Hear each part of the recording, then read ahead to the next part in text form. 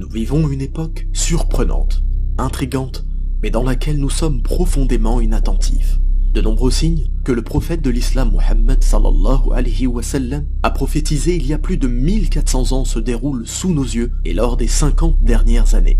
Nous allons ensemble évoquer 10 signes de l'arrivée de l'heure prophétisés par le messager d'Allah sallallahu alayhi wa sallam que nous avons pu constater ou que nous constatons à l'heure actuelle. En cette période de coronavirus, comment ne pas commencer par la maladie appelée l'épidémie, cité dans un hadith authentique rapporté par Auf ibn Malik radiyallahu anhu, où le prophète sallallahu alayhi wa sallam s'adressa à lui et lui dit « 6 signes se produiront avant la fin du monde. Et parmi ces 6 signes, une épidémie qui vous atteindra, tel le qu'as des ovins. Le qu'as est une maladie qui touche les bêtes, faisant couler leur nez, et la mort instantanée s'ensuit. Bien entendu, de nombreuses épidémies se sont déjà manifestées avant celle-ci, faisant même des millions de morts à travers le monde. Mais il est de notre devoir de méditer sur la raison pour laquelle Allah subhanahu wa ta'ala permet que cette épreuve qu'est le coronavirus nous touche. Est-ce un châtiment? Une miséricorde? La réponse est très simple et se trouve dans le récit rapporté par Aïcha radiyallahu anha, épouse du prophète sallallahu alayhi wa sallam, qui dit « J'interrogeai l'envoyé d'Allah concernant la peste, et il me répondit que c'était une punition qu'Allah envoyait à qui il voulait. Mais Allah avait aussi fait de ce fléau une source de miséricorde envers les croyants. Le croyant qui, tout en étant atteint par la peste, reste dans son pays, patient et confiant, convaincu qu'il ne sera touché que par ce qui lui a été destiné, aura une récompense égale à celle d'un shahid.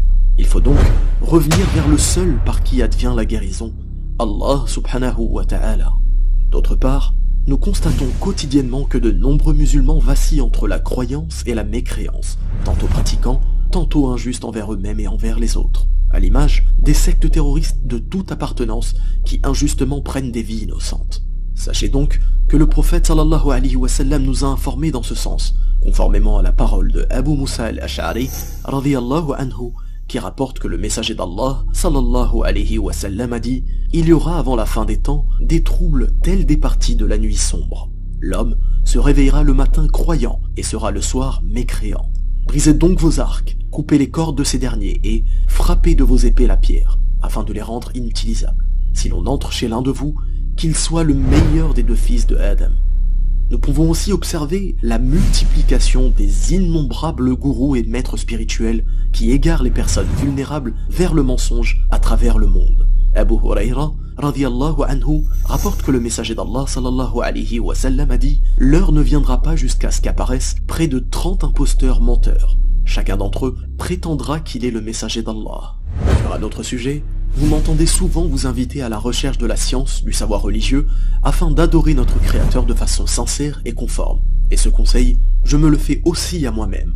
Il peut arriver de questionner un musulman sur des sujets simples qui concernent sa foi, sans que celui-ci ne puisse y répondre. Sachez donc que le meilleur des hommes, sallallahu alayhi wa sallam, avait prophétisé cette période que nous vivons, selon la parole d'Anas ibn Malik, radiyallahu anhu, qui rapporte que le prophète sallallahu alayhi wa sallam a dit « Parmi les signes de l'heure est que le savoir disparaisse et que l'ignorance s'installe. » Aussi, Anas radiyallahu anhu rapporte que le messager d'Allah sallallahu alayhi wa sallam a dit « Il y aura dans ma communauté des gens qui rendront licite la fornication. » Et nous observons continuellement la banalisation de l'obscénité et la banalisation de l'irrespect de la femme, le fait de lui proposer une liberté illusoire qui en réalité la renferme sur des contraintes physiques pesantes et injustes. Nous vivons à l'ère où le rêve numéro 1 des gens est de devenir propriétaire, peu importe les moyens interdits et nocifs que ceux-ci comportent. Ibn Mas'ud radiyallahu anhu rapporte que le prophète sallallahu alayhi wa sallam a dit « Avant la venue de l'heure, apparaîtra, dans le sens se banalisera, l'intérêt usuraire. » Nous voyons à quel point la société de consommation dans laquelle nous vivons fait tout pour banaliser cette démarche. Cette même démarche qui engendre l'expulsion de familles entières vivant dans la rue, n'ayant plus rien pour se nourrir et ayant tout perdu. Force est de constater que nous vivons aussi à une période dans laquelle les gens n'hésitent pas à se vanter de leur mosquée et de leur beauté. Anas radiyallahu anhu rapporte que le messager d'Allah sallallahu alayhi wa sallam a dit « L'heure ne viendra pas jusqu'à ce que les gens rivalisent de beauté par rapport aux mosquées. » Autre type de concurrence, dans le célèbre hadith Jibril, le prophète sallallahu alayhi wa sallam nous informe qu'un des signes de l'heure est que les gardiens de troupeaux se concurrenceront dans la construction de hautes habitations. Ce récit n'a nullement besoin d'explication. Quand nous observons la concurrence acharnée que mènent les pays du Golfe à travers la construction de hauts buildings, nous ne pouvons que constater la véracité de ces propos. Qui d'entre nous n'a jamais dit « comme le temps passe vite » Abu Huraira radiyallahu anhu rapporte que le messager d'Allah sallallahu alayhi wa sallam a dit « L'heure ne viendra pas jusqu'à ce que le temps se rétrécisse, de sorte que l'année devienne comme un mois, le mois comme une semaine, la semaine comme un jour, le jour comme une heure, et une heure comme le temps que met une feuille de palmier à brûler. Enfin, montres connectées, intelligence artificielle, décryptage de la communication entre les dauphins et autres animaux nous prouvent que cette époque est bien celle prophétisée dans le hadith suivant. D'après Abu Huraira, radiyallahu anhu, le prophète sallallahu alayhi wa sallam a dit « Peu s'en faut que l'homme sorte et ne revienne sans que ses sandales et son fouet l'informent de ce que fait sa famille après son départ. » Après tout ce que nous venons d'entendre, comment donc ne pas croire en l'existence d'Allah subhanahu wa ta'ala?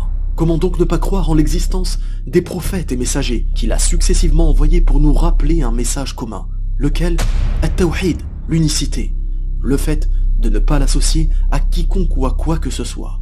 Oui, Noé, Nuh, Abraham, Ibrahim, Moïse, Moussa, Jésus, Isa, alayhum salam, et le dernier des prophètes, Muhammad, sallallahu alayhi wa sallam, ont bel et bien été envoyés pour ce message fondamental. Trop de gens sont obsédés par les signes de la fin des temps. Une obsession qui en réalité est mélangée de doutes, de spéculations et de peurs infondées. Ces doutes, qui se logent dans leur cœur, n'est pas propice au développement de leur foi.